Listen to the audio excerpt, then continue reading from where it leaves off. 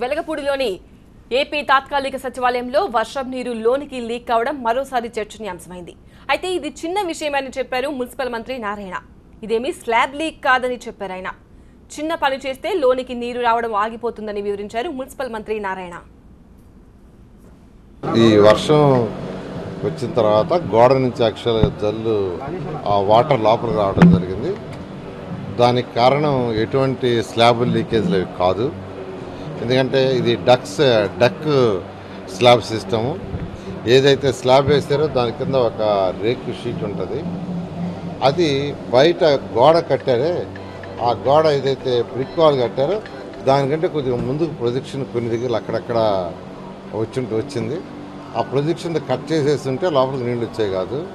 అది కట్ చేయనందువల్ల దాంట్లో పడ్డ నీళ్లు ఆ రేకు లోపల పోయి కింద పడ్డాయి. వాళ్ళు యాక్చువల్గా ఐడెంటిఫై చేశారు.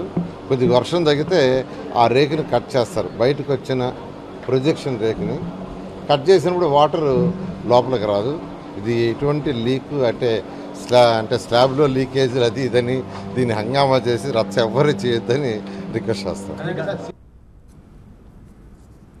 ఇదిలా ఉంటే మంగళగిరి వైసీపీ ఎమ్మెల్యే రామకృష్ణారెడ్డి దీనిపై తీవ్రంగా స్పందించారు. గతంలో జగన్ ఛాంబర్లో లీక్ అయితే తమపైనే నెపనెట్టారని, ఇప్పుడు కూడా తమనే అంటారంటూ వ్యాఖ్యానించారు. అసలు తాత్కాలిక సచివాలయ నిర్మాణంపై సిబిఐ విచారణ జరిపించాలని ఆయన డిమాండ్ చేశారు.